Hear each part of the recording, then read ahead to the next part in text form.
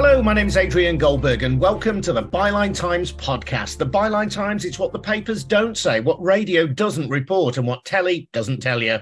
This time we return to the subject of Boris Johnson's attendance at a party in Italy at a fairy tale castle owned by newspaper proprietor Evgeny Lebdev, son of former KGB spy Alexander Lebedev. Evgeny, who owns The Independent and The Evening Standard, became a life peer in 2020, despite reports of concerns by the security services. Lebedev insists that he is not a security risk, but we'll be hearing from the Labour MP Matt Weston, who says he has been the victim of a coordinated attempt to silence his awkward questions about the affair, plus Byline Times political editor Adam Bienkov. First, though, just a reminder that the Byline Times podcast is funded by subscriptions to the Byline Times, our wonderful monthly newspaper. We can report without fear or favour and hold the rich and the powerful to account because our funding comes from ordinary subscribers, people like you. There is no corporate interest or millionaire backer telling us what to say. So please subscribe if you can to the Byline Times. Get details at bylinetimes.com. That's at bylinetimes.com. And if you have already subscribed, thank you. Now, just listen to this. An exchange in the House of Commons in March between Boris Johnson and the Labour MP, Matt Weston. Thank you, Mr. Speaker. It's nice to see the Prime Minister back. I missed him last week. A fantasy castle, perhaps Snow White too. Certainly girls, girls, girls were promised at a party. Less burlesque, more Berlusconi. According to a former minister, it seems the Prime Minister has been entertained at these bunga parties hosted by his close friend, a Russian oligarch. Given his many weaknesses, could leave him open to blackmail. Why does the Prime Minister think that MI6? Why does the Prime Minister think that MI6 may not entirely trust him?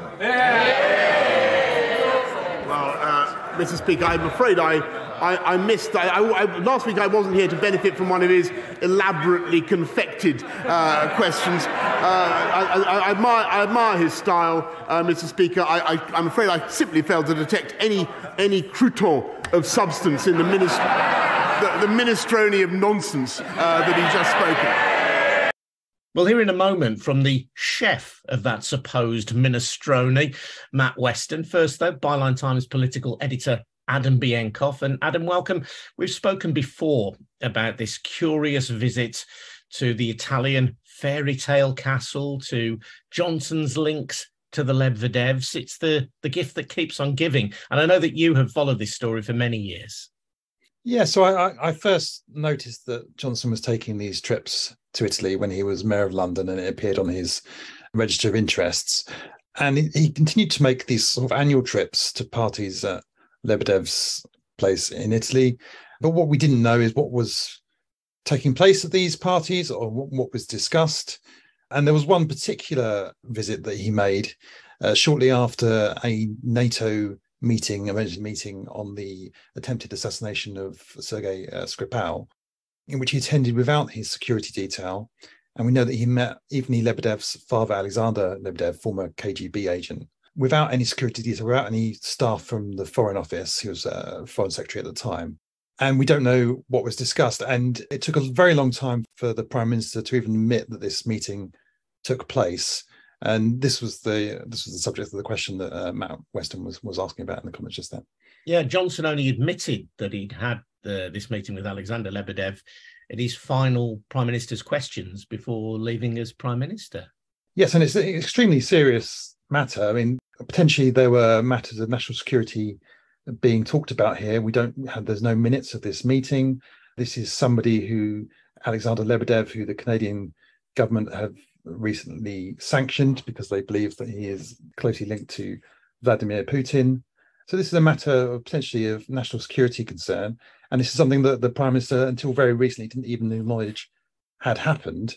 And there are still a lot of questions that need to be asked about what was discussed at that meeting, as well as the sort of wider relationship between Johnson and the Lebedevs. Why did the Prime Minister, for instance, appoint Evgeny Lebdev to the House of Lords, despite, as we understand it, concerns from the security services. Why were those concerns overruled? What was discussed at these meetings? So these are all questions that need to be asked, and they require a serious response. And as you heard in that clip, they haven't really got it from the Prime Minister. And the morning after the particular party where Johnson met Alexander Lebedev, he arrived at the airport to come back to the UK. He told other passengers that he was the worse for wear. So not a good look particularly. So Matt Weston, welcome to the Byline Times podcast. Tell me when you first became concerned about all this. This has been bubbling away in the background, and all credit to those of you in the media in whichever form who are actually bringing public attention to this, because it's a story that many of us have been aware of, but which has been suppressed from a lot of the mainstream media, if I may say, despite the best efforts of many people to raise this. And to be fair, there are others in Parliament who I think have done a very good job on this, and certain newspaper journalists as well. But my interest in it really grew most of in 2019, then 2020, 21, I guess with other issues, it sort of fell more to the background. But I think what was telling really was how Boris Johnson celebrated his election victory in December 2019. So the day after the election, he went to a party at Alexander Lebedev's. So you have to answer the question, why was that such a priority? Why was he not with all his campaign workers and so on? And then, you spin forward, look at these various parties, as Adam was saying, that he attended yearly, what I describe as bunga bunga parties. Very, very questionable what was going on. And certainly we have people like Rory Stewart to thank for giving us some insight into the nature of those parties. And then really there was this one in 2019, which is, of course, of particular concern. And Johnson has denied any wrongdoing here. So has Evgeny Lebdev. So do we have any reason to suspect that anything untoward happened? Well, there is enough smoke out there for us to realize there is a lot of heat, and if not a fire. And I would suggest that the reaction to my question in March was pretty extraordinary. And I think the fact that there have been noises coming out unofficially, perhaps, maybe even officially, from MI6 about the concerns that they have had. And so much so that Theresa May, when she was Prime Minister, was restricting the briefings for Boris Johnson when he was then Foreign Secretary because of the concerns surrounding him as an individual and his trustworthiness. And this is where we come, Matt, to the allegation that you've made only recently that there was a coordinated attempt to silence you. Just tell me what happened. Well, there's a certain amount I can tell you, and some perhaps that is more difficult. I found myself in an extraordinary circumstance where I had a PMQ actually on the 16th of March, where I wanted to raise questions about the relationships between the governing party, the Conservatives, and the Russian oligarchs, which I did. But unfortunately, it was Dominic Raab who was sitting in for the Prime Minister because he was away.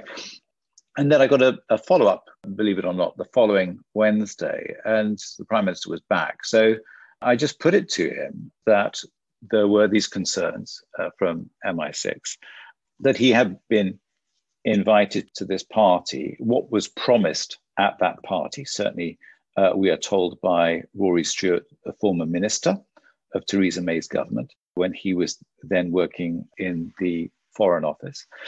I put it to him that he had attended this party and that he had met the Lebedevs, and there were concerns from MI6 about his attendance. And of course, as you heard in the clip, he refuted that. I think he described it as, what was it, sort of lacking a crouton of substance in a minestrone of nonsense, I think was how he put it, which is really disrespectful, Adrian. That's my real anger, is how disrespectful that is, not just to Parliament, but really to the public, that he will not answer serious questions about his trustworthiness and his behavior when Foreign Secretary, but now as Prime Minister. But you were then contacted by both Johnson and Evgeny Lebdev in reaction to this, in what you think was a coordinated effort to silence you. So my Prime Minister's question was on Wednesday, the 23rd of March this year. And I found the next morning, I got a summons to meet with the Speaker. Now, I hold the Speaker in the highest regard, but he had been written to by both Number 10 Downing Street and by Lord Lebedev, Evgeny Lebedev, separately, both making a statement of complaint against my question the previous day, saying that it was out of order. Now, there are sort of two interesting things. One is that there was a letter from two separate bodies. The second question, really, is the fact that one of them, Lord Lebedev, I didn't even mention in my question. So I may have alluded to him, but I certainly didn't mention him. So it's slightly surprising that he should have responded in that way. You raised this issue on social media only recently. And have you been able to raise any further questions in the House since March, or have you or your colleagues done so and felt emboldened to do so by this reaction? Well, we did have a debate which the public may be aware of, and that was really about Lord Lebedev's appointment to the House of Lords and whether the Prime Minister was right to do so, and what concerns were raised by the Lords Commissioners in that appointment. And there were real concerns raised by the Lords Commissioners. Quite what happened, we don't know. And of course, that's where more digging needs to be done.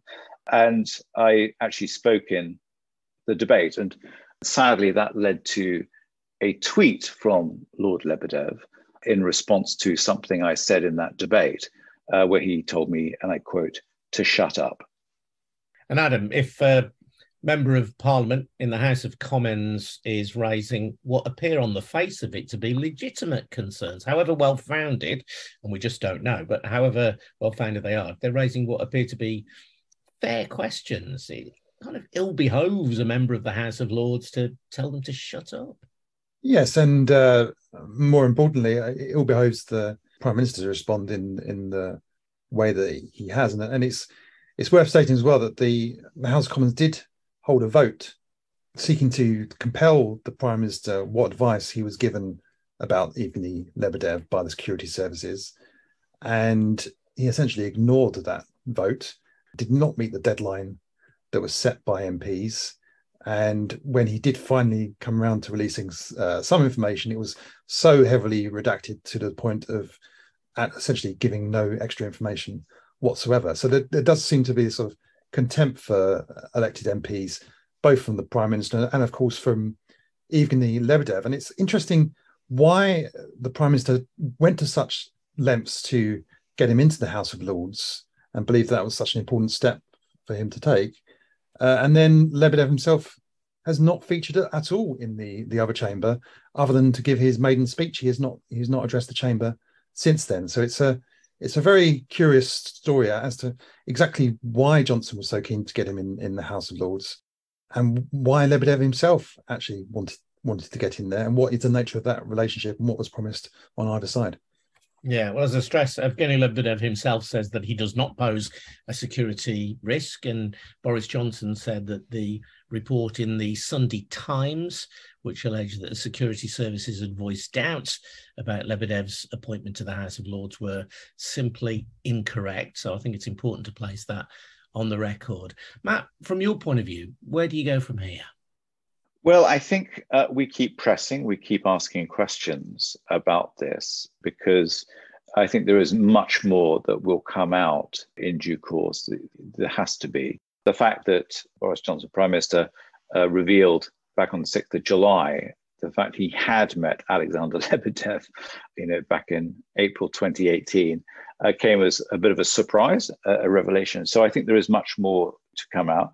I, for one, will continue to ask those questions. I don't think they're difficult questions. I think they're just very straightforward, honest questions. So I think we'll see what happens. But I'll actually miss asking him questions personally. I quite enjoyed it. Aside from the Lebedev issue, there have been questions about Boris Johnson and his relationship with Russia. The Russia report examining the influence of the Russian state in British politics was much delayed. When it came out, it was heavily redacted. And there are questions about possible attempts at Russian interference in the EU referendum in 2016. Are these all issues that you and your colleagues think are worth pursuing? Absolutely. I think the Russia report, which of course was suppressed ahead of the 2019 election, eventually came out. There are some real concerns about Russia's involvement. I think there's some fine work being done looking at the relationship between, say, Trump, Putin, Boris Johnson, the Conservatives, that needs to be understood. You know, I think we have to perhaps broaden this in terms of an appreciation of quite how deep this went. But, you know, when we look at the situation in Ukraine and the fact that Ukraine wanted arms support from 2014 onwards after the invasion of Crimea, and they reached out to all nations, but particularly to the UK and the US. Back in 2018, the US did agree to sell Ukraine weapons. The UK did not, because the policy of the government was to continue to normalize relations with Russia. Now, you simply have to look at the relationships between some of these oligarchs and the Russian state, and perhaps what their role is, and how much money was going into the UK, how they have perhaps gained influence, not perhaps, they have gained influence within the top hierarchy of UK government.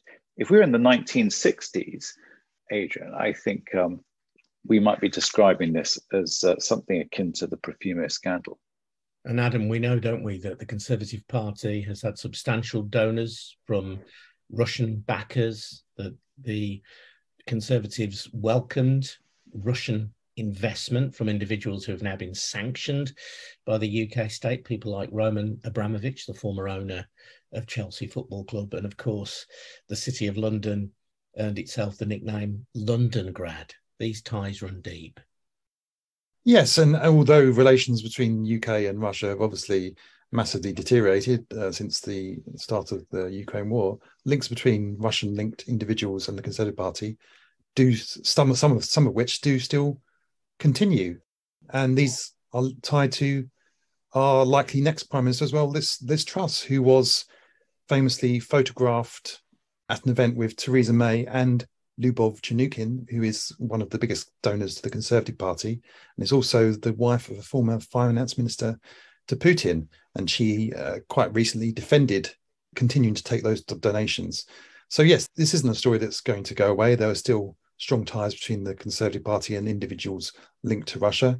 There was also questions about Rishi Sunak and his family's links to Russia. So although on a sort of macro level, the relationship between Russia and the UK has obviously changed a great deal, there is still those strong ties with the Conservative Party and the sort of wider Russian diaspora. Adam, thank you. That's Adam Bienkov, the Byline Times political editor. Thanks also to the Labour MP, Matt Weston. I'm Adrian Goldberg. This has been the Byline Times podcast, funded by subscriptions to the Byline Times. Get details about how to subscribe at bylinetimes.com. And don't forget as well to check out the Bylines app on your smartphone, opening up the world of our regional bylines as well. Thanks very much indeed for listening. See you next time.